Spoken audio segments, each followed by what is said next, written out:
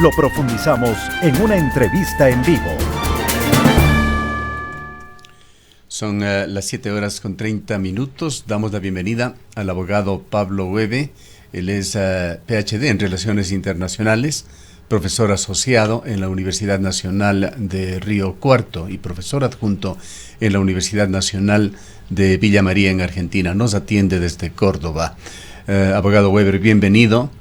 Quisiéramos conocer mayores detalles, ver un poco más de cerca lo que sucedió ayer en Argentina. Quisiéramos preguntarle inicialmente si es que es apropiado señalar que sobrevivió el peronismo el día de ayer en las elecciones argentinas.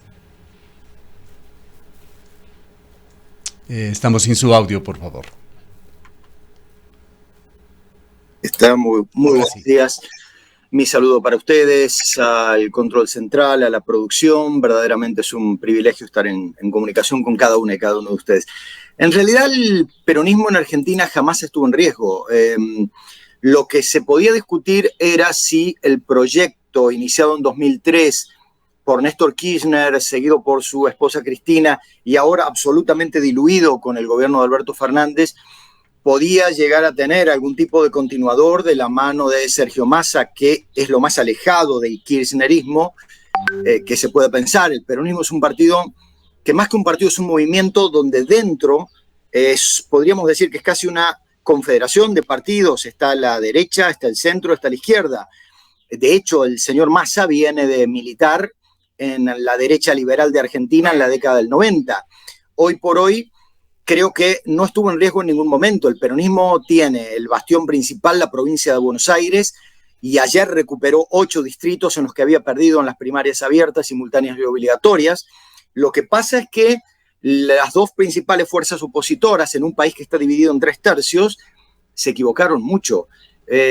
Juntos por el Cambio, por ejemplo, que es la alternativa que orientaba a Mauricio Macri, se equivoca en el candidato presidencial. Horacio Rodríguez Larreta podría haber llevado a sectores moderados, pero la señora Patricia Bullrich, con un discurso de odio al cual los argentinos rechazamos en líneas generales, disminuyó su caudal de votos respecto de las primarias abiertas. Y el señor Milei se equivocó mucho a partir de su triunfo en las primarias abiertas. Se lo menciona como responsable de la corrida cambiaria de las últimas 2 semanas. Se han filtrado audios donde realmente lo que dice es, lamento el costo social, pero vamos a seguir adelante con esto. Dentro de 15 años se verán los resultados. 15 años, yo voy a cumplir 58, o sea, se verán los resultados cuando algunos estemos en la tumba. Y sus seguidores han hecho una demostración de violencia verbal y gestual que fue muy preocupante, tan preocupante como el discurso que dio anoche. Massa, en cambio, dio un discurso anoche particularmente muy alejado de lo que hubiera sido un discurso kirchnerista, convocando a radicales, convocando inclusive a sectores peronistas disidentes y convocando a quienes no habían votado y a quienes no lo habían votado. En un país donde la violencia política se cobró demasiadas vidas y demasiadas desapariciones, hay algunos discursos que preocupan por el retorno de ciertas actitudes. Por ejemplo, el cambio de discurso anoche de Milei, radicalizando algunas posiciones, como por ejemplo que eliminar al que piensa distinto es la única solución para el país. Miren, yo tengo amigos desaparecidos.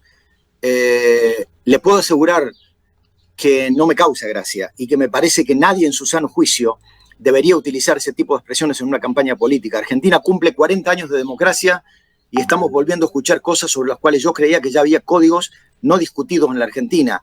Los derechos humanos, los respetos por el que piensa distinto, el respetar a quien gana y el acompañar, el no bloquear a un gobierno desde el Congreso. Pero lamentablemente parece que, como alguien dijo, cuidado, porque los enemigos de la democracia nunca se van, están simplemente agazapados. Doctor Webe, muy buenos días. Gracias por acompañarnos en esta mañana. Pues tenemos ya los resultados. Va a haber una segunda vuelta electoral. Sí. ¿Cómo se visualiza este balotaje allá en la Argentina? Los dos candidatos, tanto Massa como Milei, van a intentar congraciarse y ganarse los votos, en este caso, de quienes quedaron luego, sobre todo luego de la votación, un 23.8% de la señora Bullrich. ¿Hasta dónde considera usted que podrían ir estos votos? En política 1 más 1 nunca es 2. y la República Argentina ha demostrado que cualquier cosa puede suceder. Si ustedes me preguntaran a mí, yo les digo que quien tiene más posibilidades, y no solamente por la diferencia electoral de ayer, es Massa. ¿Por qué? Porque el voto moderado de la Unión Cívica Radical no va a votar por Milei. Precisamente, primero porque los ha basureado durante toda la campaña electoral, y segundo porque están muy alejados de la valoración de los derechos. Raúl Alfonsín fue el fundador de la democracia. Raúl Alfonsín fue el hombre que encarceló a los genocidas. Raúl Alfonsín fue el hombre que devolvió la racionalidad política a la Argentina. Raúl Alfonsín fue el estandarte y el abanderado de las convenciones de derechos humanos que Argentina incorporó a su texto constitucional. Este señor Milei sostiene que la justicia social es una basura, que no debió haber habido aislamiento social en la pandemia, y al igual que Mauricio Macri sostiene que debieron haber muerto los que tendrían que haber muerto, pero nunca dejar de trabajar. Es decir, son cosas muy duras para quienes hemos perdido amigas y amigos, y en mi caso, mi mamá. Es decir, que me vengan a decir que la enfermedad fue un invento del kirchnerismo o de la izquierda internacional, o que, por ejemplo, con las tormentas súbitas que van a venir, el cambio climático es una mentira de la izquierda, es muy duro. Por lo tanto, si usted me pregunta, yo le digo, el PRO tiene claramente, el PRO, el partido del expresidente Macri y de la señora Bullrich, tiene tres componentes. Primero, el antiperonismo duro. Ese antiperonismo duro sí va a ir para Milei, sin lugar a dudas. Segundo, el liberalismo. El liberalismo no va a votar a Milei porque Milei es lo más alejado del liberalismo, aunque su discurso sea aparentemente liberal. Pero debiera leer un poquito más a los autores del liberalismo y no solamente a los que creen que el liberalismo es eliminar al que piensa distinto. Tercero, el componente de la Unión Cívica Radical. Ahí también hay que subdividirlo. Hay un sector antiperonista muy profundo en la Unión Cívica Radical, particularmente en mi provincia, Córdoba, que jamás votaría a nada peronista. Ahí está la posibilidad de que voten en blanco, que anulen el voto o que no vayan a votar. Pero el sector alfonsinista, que es mayoría en la Unión Cívica Radical, se va a inclinar por Massa. Además, permítanme que les diga, estoy convencido de que ya hay diálogos entre Massa y el sector alfonsinista para incorporarlos a un eventual gabinete. De todas maneras, recuerden ustedes que la Constitución argentina tiene una pequeña trampa. Luego de las PASO, que son las primarias abiertas, simultáneas y obligatorias, en las elecciones generales, ya sea para cargos legislativos o para cargos ejecutivos, solo se cuentan los votos válidos positivos. Por lo tanto, les doy un ejemplo. Si votan 100 personas, pero 70 votan en blanco, 20 votan al partido A y 10 votan al partido B, el porcentaje para repartir los cargos no va a ser que el partido A logró el 20% y el partido B logró el 10%. Como el 70% no se va a contar, el partido A se va a quedar con el 75%, y el partido B se va a quedar con el 25%. Esta, entre comillas, trampa hace que quienes vayan a votar en blanco, anular su voto o no votar, en realidad van a estar votando. Y van a estar votando por quien gane. Ahora, doctor Webe, ¿qué ascendencia, qué control, si es que cabe el término, podría tener la candidata Bullrich sobre sus votos? Ella se ha mostrado radical, no ha querido felicitar, entre otras cosas, al ganador de las elecciones de ayer, porque lo considera ser parte del peor gobierno, ha dicho, de Argentina, y además ha señalado que apoyar al peronismo nunca lo va a hacer, que no van a ser cómplices de populismos en Argentina. Bueno, la señora Bullrich alguna vez va a tener que explicar varias cosas. Por ejemplo, ya que ella es tan antiperonista, va a tener que explicar en algún momento su pertenencia al movimiento Montoneros, que fue la violencia política en la década de los 70, y luego cómo los compañeros de ella desaparecieron y ella estaba vivita. Y ella fue militante de la Juventud Peronista en 1983, después pasó por partidos de derecha y ahora está de candidata por un partido aparentemente liberal como el PRO, y fue ministra de Seguridad de Mauricio Macri, donde se sucedieron episodios escandalosos de violencia policial respecto de muertes de formas tremendas, de formas alevosas. Para mí, mire, porque yo he sido candidato en la universidad, me ha tocado ganar, es cierto, pero si me hubiera tocado perder, jamás hubiera dicho algo de eso. Para mí la democracia es democracia si yo gano y si yo pierdo. Y si yo pierdo, me toca felicitar o reconocer la victoria del otro. Por último, en política, vuelvo a repetir, 1 más 1 nunca es 2. Y la señora en su discurso evidenció un desprecio por la voluntad popular. A usted puede gustarle o no el resultado de una elección, pero yo jamás diría que la gente no me entendió, que la gente va a interpretarnos correctamente cuando pase el tiempo. Es decir, eso y pensar que yo estoy por encima de todas y todos ustedes. A ver, hermanas y hermanos del Ecuador, creo que nadie en su sano juicio podría pensar que la gente se equivocó al votar a Noboa. Noboa ganó y la democracia implica que hay que respetar el resultado y quien no ganó debe reconocer la victoria y debe respetar el resultado, porque la democracia es eso, que unos ganan y otros deben acompañar al no resultar electos. El discurso para mí fue muy preocupante porque quienes, aunque no se me noten, peinamos canas y sabemos lo que significa la violencia política, porque venimos de una adolescencia en la cual no se nos permitió pensar, no se nos permitió escuchar rock internacional, no se nos permitió discrepar y encima nos llevaron a una guerra contra la OTAN, a donde desaparecieron y murieron amigas y amigos nuestros. Es muy duro, pero parece que América Latina siempre prefiere profundizar las tendencias hacia el totalitarismo y hacia la falta de respeto por el que piensa distinto. Ojalá alguna vez volvamos a pensar democráticamente y a entender que si ustedes piensan diferente a mí, es un privilegio poder tratar de aprender de ustedes, porque una cuestión elemental de respeto es no querer convencerlos, sino tratar de que aprendamos juntos lo que ustedes pueden darme a mí y lo que yo puedo darle a ustedes. Ahora, la economía va de la mano de la política. Sucede aquí en Ecuador, sí. Sucede en Argentina, la dolarización sí. Fue uno de los temas de esta campaña. Y esto quisiéramos que nos ayude a entender cómo digieren los argentinos, las grandes masas, la economía. En la noche de ayer leíamos en la plataforma X el mensaje de algún compatriota suyo que escribió: a Macri se le pedía la renuncia porque el cambio llegó a 40 pesos por dólar, pero hoy se vota por Massa, responsable de que el dólar haya llegado por encima de los 1.000 pesos. Mire, decir que un gobierno que no tiene fuerza para gobernar porque el país está tremendamente condicionado es responsable de la corrida cambiaria, cuando el señor Milei hace 2 semanas salió a decir que a él le convenía un dólar 6.000 pesos para acelerar la dolarización y la gente salió corriendo a comprar dólares, cuando se sabe que hay 2 bancos que están atesorando dólares y que ya han sido intervenidos. Decir que es el gobierno el que ha llevado la corrida cambiaria, mire, me parece tan poco serio como pensar sinceramente que el, entre comillas, populismo, los que hablan alegremente de ese término, yo los mandaría a leer a Laclau, La razón populista, porque confunden populismo con demagogia, que no es lo mismo. Pero no me voy a poner a enseñarle a Milei que él siempre está en un nivel superior a quienes somos particularmente docentes universitarios, que según él somos una subraza humana que debería ser eliminada. En este contexto, no creo que este gobierno sea responsable de esas cosas. Sí, yo le achaco a este gobierno, en todo caso, que no llevó adelante una lucha firme contra la inflación. Pero también quiero decir, cosa que nadie está diciendo, que este ministro de Economía y candidato presidencial, desde que asumió hace más de un año, lleva adelante un brutal ajuste económico, que va siendo moderado por algunas decisiones económicas, pero el ajuste del déficit fiscal fue, a lo largo de 8 meses, entre el año pasado y este año, superior a lo que el propio Fondo Monetario pedía.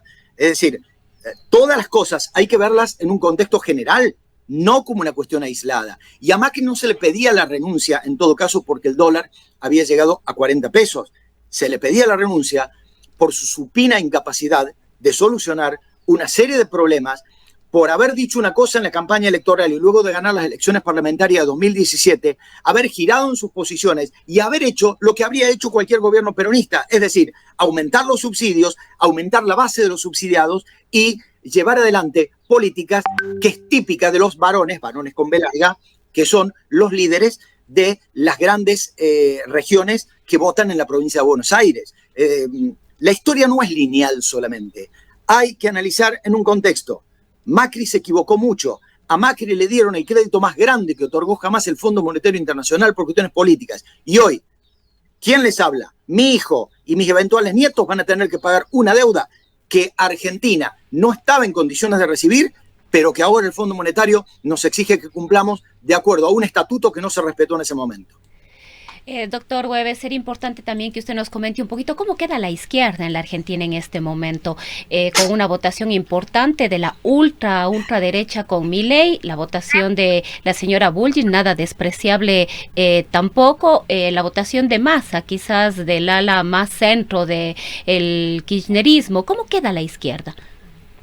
Una corrección, Massa no es kirchnerista. Perdón, Massa es de centro derecha. No me cabe la menor duda de que Massa es el centro derecha peronista. La izquierda sacó el 2%.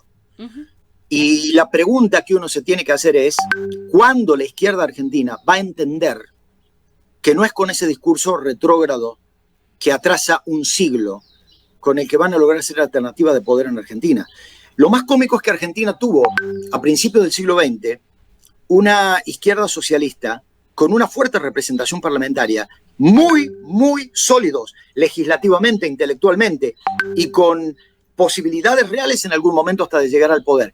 Es cierto que la base de la izquierda, los trabajadores, los termina absorbiendo el peronismo a partir de 1945, pero si ustedes ven el discurso de la dirigencia de la izquierda, del Frente de Izquierda y los Trabajadores, concretamente, bueno, está muy lejos de ser una izquierda con capacidad de gobernar y con posibilidades de llegar a las mayorías de clase media y media alta de Argentina. Argentina tiene una clase media muy extendida y está muy lejos de esta izquierda, más allá de que la señora Bregman es muy inteligente y creo que fue lo mejor que pudo presentar la izquierda, pero el resto de la dirigencia de izquierda en Argentina está muy lejos de la izquierda italiana, de la izquierda alemana, de la izquierda española, aún de Podemos, aún de Podemos, y ni hablar de la izquierda portuguesa o de la izquierda británica.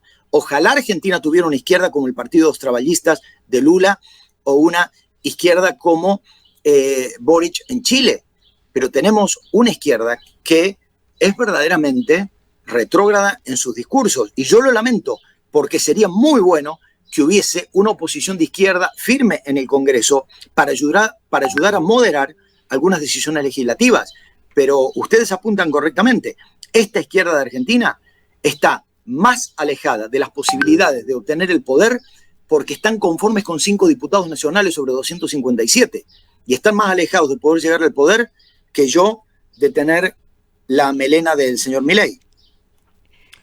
Ahora, vayamos, doctor Webe, en el otro extremo, con la derecha o la ultraderecha que representa Milei. Las declaraciones de este candidato, sus estrafalarias propuestas, han sido sustanciales en su popularidad, en su éxito. Sí. Le pregunto si este éxito alcanzó ese techo en el 30%. ¿Cómo describir a ese tercio de argentinos que han votado ya 2 veces por Milei y cuáles serían las posibilidades de este candidato en el balotaje? Muy buena su pregunta. Estamos en una sociedad, no solamente en Argentina, porque hay que pensar en un Bolsonaro en Brasil, hay que pensar en un Trump en Estados Unidos, hay que pensar en Vox en España, hay que pensar en la familia Le Pen y el otro ultra, hay que pensar en los movimientos como la extrema derecha de Hungría y de Polonia. Estamos en una sociedad donde lo visual es más importante que leer o instruirse de otra manera. No estoy diciendo que el voto Milei sea irracional, lo que estoy diciendo es que hay una porción muy importante de su electorado que es el voto joven, y el votante joven, lo digo con mucho respeto, por favor, se lleva más por TikTok que por haber leído la historia o por haber interpretado los procesos históricos internacionales. Yo he hablado con miles de jóvenes. Cuando uno le pregunta, ¿pero vos estás de acuerdo con privatizar la educación? No. ¿Pero vos estás de acuerdo con privatizar la salud? No. ¿Vos estás de acuerdo con que la gente que recibe algún tipo de apoyo deje de tenerlo? No. Entonces, ¿por qué votaba Milei? Porque el único que tiene ese discurso de que todo se vaya al diablo y como es medio loco, yo lo voy a votar a él. Es decir, el rechazo a una dirigencia política que no supo cambiar o mejorar las condiciones de vida de las argentinas y los argentinos ha llevado a un sector importante de la población a votar por esta persona. Otras personas, los que están arriba de los 30 años, creo que hay un voto rechazo. Hay un voto fundamental de rechazo a una dirigencia política que en 40 años no ha dado en la tecla y que, como alguna vez me dijo un amigo chileno, con ustedes los argentinos no se puede hacer ningún acuerdo de integración porque ustedes cada 7 u 8 años se explotan. Y cuando uno analiza esas cosas, uno ve que hay cierto hartazgo. Mire, yo le repito, en enero voy a cumplir 58 años. Yo le puedo asegurar que estoy vestido de crisis, vi todas las crisis y sé que cíclicamente o alguien se va a querer apropiar de mi ahorro, o me van a bajar el sueldo, o va a subir el dólar y por lo tanto no voy a poder viajar, o no voy a poder comprar libros. Hoy en Argentina comprar un libro es un privilegio y para los que somos docentes es realmente tremendo tener que endeudarnos en préstamos para poder comprar libros. Y también hay un sector profesional que sí cree que es posible que Argentina vaya a la solución del Ecuador. Es decir, no es tan simple y tan lineal la explicación de un voto por Milei. También creo una cosa, las argentinas y los argentinos somos una sociedad muy adolescente. La culpa la tiene siempre el otro. Los políticos tienen la culpa, pero perdón, somos una sociedad que no respeta ni el semáforo en rojo, pero pretendemos que los políticos a quienes votamos sean probos. No respetamos de pagarle correctamente a la persona que trabaja en nuestra casa limpiando. No le pagamos los aportes previsionales ni el seguro de salud, pero exigimos que el gobierno respete la Constitución. No estoy justificando, lo que quiero decir es, la sociedad argentina pretende de los demás lo que no está en condiciones de dar porque no tiene convicciones de darlo. Es una sociedad, repito, muy cercana a las actitudes adolescentes. La culpa la tienen ustedes, yo soy una pobre víctima. Cuéntenos también con respecto a la dolarización.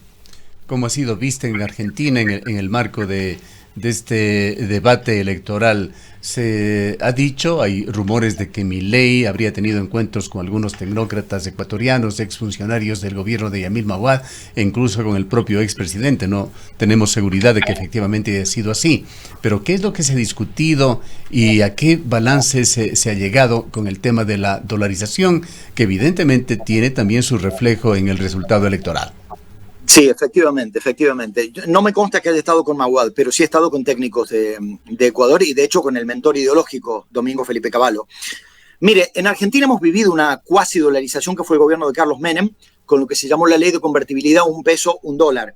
Y esto explotó en el 2001, con 36 muertos en la ciudad de Buenos Aires, con 5 presidentes en una semana. Es decir, hay un 20%, esto es patético, hay un 20% de la sociedad argentina que cree, que le hicieron creer, que iba a ganar en dólares lo mismo que hoy estaba ganando en pesos. A ver, se lo digo, yo en la Universidad de Río Cuarto estoy ganando de bolsillo 750.000 pesos. Mire, si alguien cree que yo voy a ganar $750.000 por mes, pero voy a ganar más que el presidente de los Estados Unidos de América. Lo que no dicen es a qué valor del dólar se iba a producir la dolarización, con lo cual, permítame que le diga que yo no iba a ganar $750.000, yo iba a pasar a ganar $98. Y los jubilados no iban a pasar a ganar $150.000, iban a pasar a ganar $23 o $21. Y eso ha caído bastante mal, pero particularmente fueron las últimas 2 semanas con la corrida cambiaria, donde se filtraron audios, donde el señor Milei dijo: a mí me conviene que el dólar siga subiendo y lo lamento por el costo social. Mientras más alto esté el dólar, más fácil para nosotros. Y si llega a 6.000, mejor. Y eso llegó a la gente. Porque el aumento del dólar en una Argentina que tiene la cabeza dolarizada, automáticamente se traslada al arroz, a la leche, a las verduras, a las frutas. Y entonces todos los días tenemos que privarnos de algo más gracias a todas estas cosas. Por lo tanto, creo que Milei se ha venido derrumbando a partir de una serie de cosas. Súmenle a la violencia de las personas que están al lado de él, Ramiro Marra, Liliana Moine y su candidata a vicepresidente, que ha reivindicado la dictadura militar y que ha reivindicado al gobierno del general Roca, que en el siglo XIX exterminó al movimiento aborigen, a los pueblos aborígenes de este país. Bien, queremos agradecerle mucho y le dejamos con una última previsión suya. ¿Qué grado de intensidad piensa va a tener la campaña de segunda vuelta, que en algo menos de un mes tendrá ya que llegar a una definición sobre quién será el próximo presidente de Argentina? Mis amigas, mis amigos ecuatorianos, hay una sociedad muy violenta discursivamente en Argentina. estamos en un momento difícil y para quienes tenemos exposición pública, ya sea porque yo suelo aparecer, no hablando de política nacional, sino hablando de política internacional, pero la gente me conoce y me conoce por ahí alguna inclinación política, pese a que yo no tengo afiliación política. Recibo insultos en la calle, recibo amenazas por correo electrónico, por las redes sociales. Se viene un mes difícil, y vuelvo a repetir, en una sociedad donde la palabra tolerancia y respeto no parecen ser hoy la razón de ser. Lamentablemente, una sociedad que está por cumplir 40 años de democracia. Yo deseo que sea una campaña no violenta, pero lamentablemente ya los discursos que estoy empezando a escuchar hoy, lo que acabo de padecer en un bar con los insultos de un señor de Milei en otra mesa, una cosa tremenda. Estoy en una ciudad chica y yo no maté a nadie, soy un simple docente universitario, que no soy candidato a nada, ni fui jamás candidato a nada, y que no soy ni millonario, y que estoy absolutamente solo. Bueno, es lamentable. Yo deseo que esto termine rápido y que quien gane convoque efectivamente a un gobierno de unidad nacional. Lo digo de corazón. Bien, muchísimas gracias por habernos atendido. No, por favor, es un privilegio y quisiera enviar un abrazo en el corazón para todas y para todos las ecuatorianas y los ecuatorianos. Un país que no merece estar viviendo por ahí el presente que está viviendo. Les deseo lo mejor. En serio les digo, les deseo lo mejor. Amo América Latina, amo Ecuador y ojalá que todas estas pesadillas que han estado viviendo, como gobiernos que no pueden terminar, etcétera, etcétera, se acabe y vuelvan a la estabilidad. Ecuador merece un futuro mejor y lo van a tener. Ruego que así sea, porque se lo merecen. Declaraciones de Pablo Webe, PhD en Relaciones Internacionales, profesor de 2 universidades en Córdoba, Argentina. Son las 7:57.